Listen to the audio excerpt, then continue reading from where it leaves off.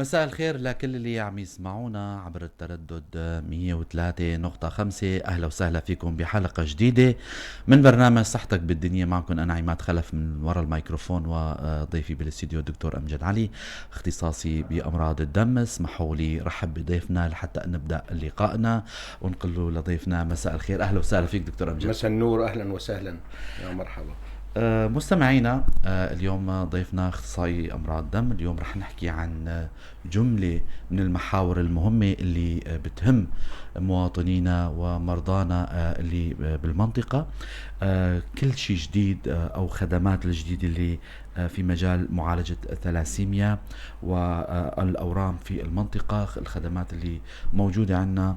شو هن الأمراض؟ الكثير من المحاور رح نناقشها، وهو يعني موضوع مهم جدا. نتمنى تشاركوا رابط الحلقة لحتى يستفيدوا أصدقائكم وأكبر حجم ممكن من المستمعين والمواطنين. ضيفي بالاستوديو مثل ما ذكرنا، فيكم تنضموا لأنه فيكم تأغنوا لقاءنا باتصالاتكم عبر الاتصال بالرقم الأرضي 429 101 أو عبر الواتساب 093 82 81 4. أيضا عبر الرسالة عبر صفحتي الإذاعة راديو بوير وبوير عربي. عبر كومنت رح نجاوب على أسئلتكم. زملائي بالكنترول شيرين ومروان مشكورين. ورح نبلش لقائنا. دكتور، لو نحكي اليوم هيك عن واقع الأورام وأمراض الدم في المنطقة. أولا، كمنطقة الجزيرة نحن عندنا نسب عالية طبعا حسب دراسات قديمة، بحسب دراسات 2010 إلى 2012. حسب المشافي التخصصية السابقة، منطقة الجزيرة دائما كانت تحتل المركز الأول بالعدد الإصابات الأورام على مستوى سوريا عامة. نعم. بعد 2012 بصراحة أنه مراكز إحصائية حاليا غير متوفرة، لكن أعداد المرضى في تزايد وتناسب مثل ما يقول طردي ونسب عالية جدا. طبعا الأسباب كثيرة اللي عندنا بالمنطقة، أسباب شائعة جدا. الأورام تتنوع ما بين الإصابات الثدي والكولون وأمراض الدم، أمراض الرئة. طبعا الأورام الأسباب كثيرة، دائما ينسأل إنه شو سبب الورم. طبعا أسباب كثيرة ومتنوعة، شيء يدخل بأسباب جينية مثل ما نعرف، مثل سرطانات الثدي والكولون. في عنا أسباب أشعة بالمعالجات، مثلا الأشعة المؤينة. في عنا المعالجات الكيميائية، أيضا مواد كيميائية مسرطنة. الأسباب الشائعة اللي تهم المستمعين هن مثلا التدخين، أحد أسباب للأورام. طبعا دائما ينسأل التدخين شو الأورام اللي بتعمل. دائما الشائع هو سرطان اللسان، سرطان الفم، سرطان المريء، والأشيع والمعروف هو سرطان الرئة. تمام. فدائما التدخين متهم بأورام الرئة بالدرجة الأولى. عندنا أيضا من العادات الشائعة هو المشروبات الكحولية. صح. أيضا يؤذي الكبد بشكل مباشر، فيصير عندنا إصابات وسرطانات على مستوى الخلايا الكبدية. في عنا الشغلة الثالثة هي التعرض للشمس. نحن نعرف أنه مناطقنا حاليا أصبحت مناطق صحراوية ودرجات الحرارة عالية جدا، خاصة الناس اللي يفقدون شعر الرأس فيتعرضون للأشعة بشكل مباشر. وأشع أنواع السرطانات اللي تتأثر بالأشعة هن سرطانات الجلد وسرطانات العظام. فدائما ننصح المستمعين أنه الحماية من الأشعة فوق البنفسجية المباشرة على الجلد، يعني حماية الرأس والمناطق المعرضة للشمس. بالإضافة لهالأسباب، في عنا أسباب السمنة. السمنة المفرطة سواء عند الشباب أو عند البنات دائما مؤهبة للسرطانات، طبعا بآلية غير مباشرة. يعني هلا بيسألوا أنه السمنة شو آليتها؟ آليتها مناعية وآليتها هرمونية، بتأثر على المناعة، بتأثر على الهرمونات، فنفوت بأورام. الشغلة الثالثة أنه الكل يستفيد أنه عنا بعض الأورام اللي تنتقل بالوراثة. فمثلا سرطان الثدي، ننصح جميع الفتيات إذا كانت أحد الإصابات لدى الوالدة أو الخالة، ننصحهم بفحص روتيني، لأنه نسبة الانتقال مثل ما نعرف إذا الوالدة إصابة مثلا 25 إلى 50%. أيضا عنا هاي المشكلة. تماما. دكتور، هيك جملة من هو كان شرح الواقع الأمراض أيضا تسليط ضوء على الأسباب. نعم. دكتور هلا كثير بنسمع قبل ما نفوت هلا يعني محور الاورام، انه كثير ما نسمع بموضوع التلاسيميا، هو منتشر عندنا بالمنطقه. لو نحكي عنه. التلاسيميا طبعا هو احد امراض الدم الوراثيه اللي تنتقل بالوراثه بالجينات، ننتقل من جين الى اخر. نعم. انواع متنوعه لمرض تلاسيميا ليس شكل واحد. نعم. الاشع في المنطقه، بدنا نحكي عن الاشع في المنطقه حتى يتم الاستفاده من المعلومات. هن عندنا تلاسيميا الفا وتلاسيميا بيتا. تلاسيميا الفا بالمختصر هو عباره عن حذفي، تصير حذف المورثات الصبغي. وعندنا التلاسيميا بيتا. تلاسيميا بيتا تكون الإصابة على مستوى بروتينات داخل الكرية الحمراء اللي اسمها جلوبينات. نحن نعرف الكرية الحمراء انه لها جدار وداخلها انزيمات وبروتينات، فتكون عندنا مشكلة بترتيب البروتيني داخل الكرية الحمراء. هاي اسمها تلاسيميا بيتا. شو عم بيصير عند مرضى تلاسيميا بيتا؟ في له شكلين. التلاسيميا بيتا بالذات له شكلين، والأشع في المنطقة في صغرى وفي كبرى. الصغرى دائما يسألونا والدكتور انه والله ابني طلع معه تلاسيميا صغرى. التلاسيميا الصغرى يا اخي شغلتين: حصيات مرارية مع فقر الدم. بس هون ننوه للجملة نتمنى الكل يستفيد. اي شاب او شابة لديها تلاسيميا صغرى ومقبلة على الزواج، الطرف الاخر ايضا يجب ان يعمل التحليل. لا ننصح بزواج شاب وشابة يحملون تلاسيميا صغرى، لأنه هون يصير نعطي فرصة لإنجاب أطفال تلاسيميا كبرى. هلا نيجي على التلاسيميا الكبرى. شو هو التلاسيميا الكبرى؟ يصير انحلال دم بشكل شديد تماما. فنتيجة الانحلال يتم انطلاق الحديد من داخل الكرية الحمراء إلى الدم، فيتم ترسيب هذا الحديد في الكبد والقلب. فالمريض بعد سنوات قليلة جدا بيصير عنده قصور قلب، بيصير عنده قصور كبد، وهون يصير مؤهب لحدوث وفاة. يعني تماما. المرضى التلاسيميا الكبرى مشكلة طبعا نقل الدم المتكرر أيضا يؤدي إلى تراكم الحديد. فتلاسيميا الكبرى آفة مزمنة، لديه علاج واحد حقيقي اللي هو زرع نقي العظم. زرع نقي العظم هو العلاج الشافي. تماما. هو العلاج الشافي لموضوع تلاسيميا كبرى. تلاسيميا كبرى أيضا من اختلاطاتها أنه يصير عندهم ضخامات طحال، قد يحتاجوا إلى موضوع جراحة الطحال، ويحتاجون إلى لقاحات وقائية سواء قبل الطحال أو ما بعد استئصال الطحال. طبعا هالإجراء هذا متوفر بالدول المتقدمة دكتور. زرع النقي متقدم على مستوى سوريا الآن. نعم. حلو. موجود في دمشق. نعم. حلو كتير. نعم. معلومة حلوة كتير. نعم. دكتور هلأ نحن بنسمع كتير أنه منطقتنا، وذكرته ببداية نعم. الحديث عن موضوع انتشار الأورام في منطقة الجزيرة. بشو مرتبط هالموضوع هذا وشو هن أسبابه؟ لو تحكي لنا عنها. الأسباب العامة حكينا، لكن دائما نسأل نفس السؤال انه الحراقات. صح.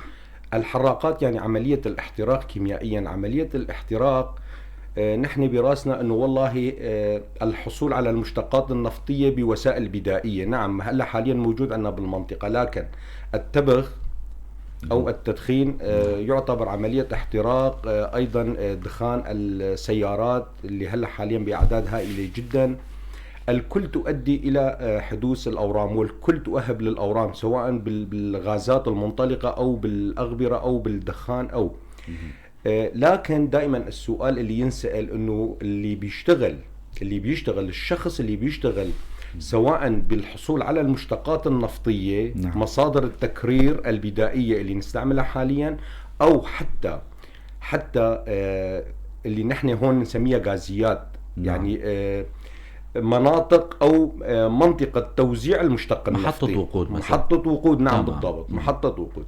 هلا اللي بيشتغل سواء بمحطة وقود أو يشتغل بالحراقات اللي هو إنتاج المشتقات النفطية، نعم. دائما يتم عملية الإصابة على مستويين: المستوى التنفسي، عم يستنشق المواد، نعم، الغازات الصادرة عن هذه العمليات، بالإضافة إلى التماس.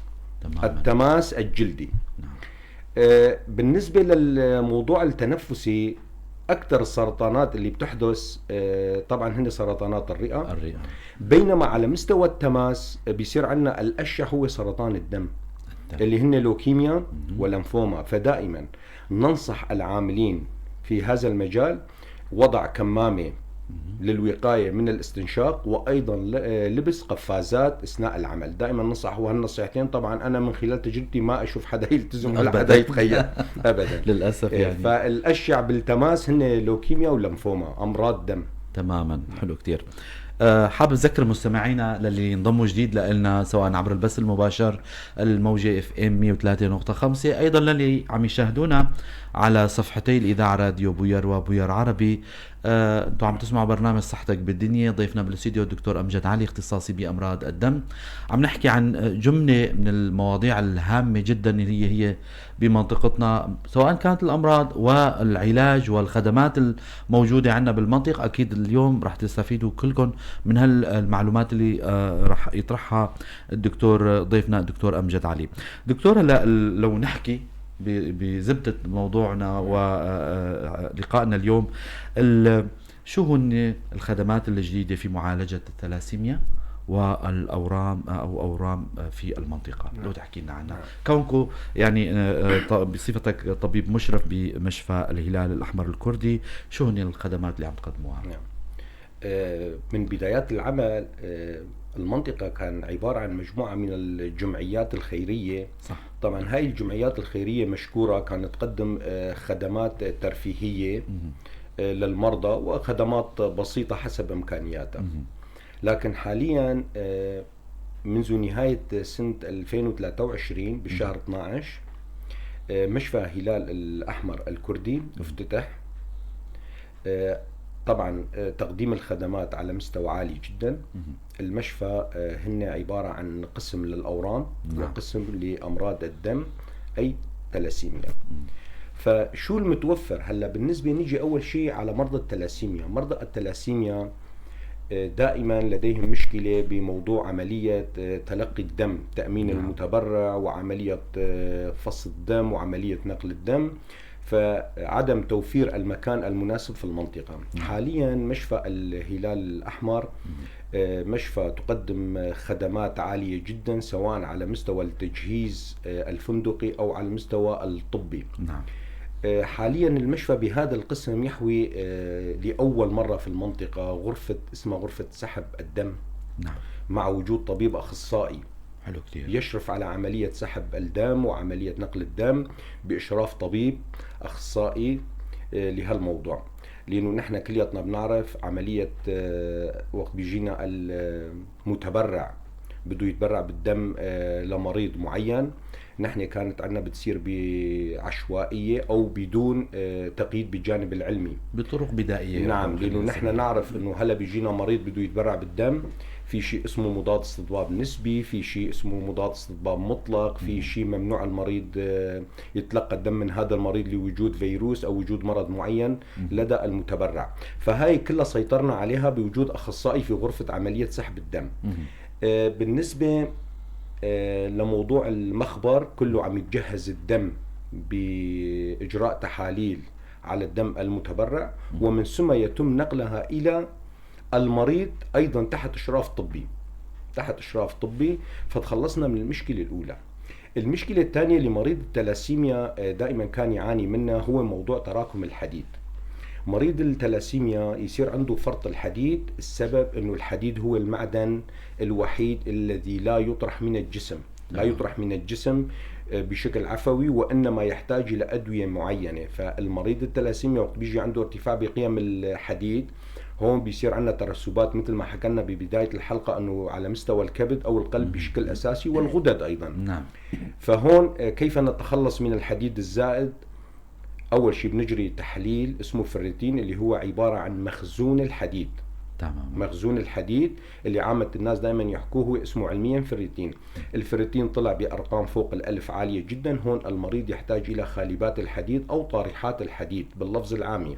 طارحات الحديد اليوم أيضا متوفرة في مشفى الهلال الأحمر، سواء على شكل الحب اللي هو الشكل الفموي، وبعض المرضى المعندين نحولهم إلى تسريب تحت الجلد أيضا موجود الدواء زائد المضخة. هون يصير تحت الجلد يتدرب المريض ويتم تعليقه ويتخلص من الحديد ويعطي نتائج جيدة.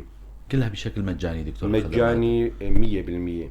هاي رح نعيد يعني الملاحظة لجميع مرضى الثلاسيميا بمنطقتنا، للي عم يسمعونا واللي عندهم علم بأي مريض عنده مرض ثلاسيميا، فيكن تخبرون انه في مشفى الهلال الاحمر الكردي عنده هالخدمات وباشراف طاقم كامل طبي من مخبري واطباء اخصائيين يعني كفاءات المنطقة هنين. دكتور، لا قسم الثلاسيميا حكينا عن موضوع الخدمات، هلا الادويه كمان هي مجانيه؟ الاشعه، نعم. المخبر، نعم. شو بيتضمن؟ بالنسبه لقسم الاورام ايضا وجود قسم الاورام، طبعا نحن كمشفى قسمناه لقسمين مشان يصير على مستوى التخصص الدقيق. تماما. اورام الدم وايضا قسم اورام الصلبه. الموجود عندنا على مستوى الاشعه، خدمات الاشعه موجود الايكو، وايضا موجود المامو لتصوير الثدي، ماموغرافي. نعم، ايضا مجاني. كل الخدمات مجانيه. نعم مجانيه. المريض الاورام ايضا يقدم له التحاليل كاملا، سواء تحضير للجرعات او للمراقبه. تمام. يعني حتى وجود الواسمات الورميه متوفره اغلبها الان في المشفى ايضا بشكل مجاني، قسم المخبر.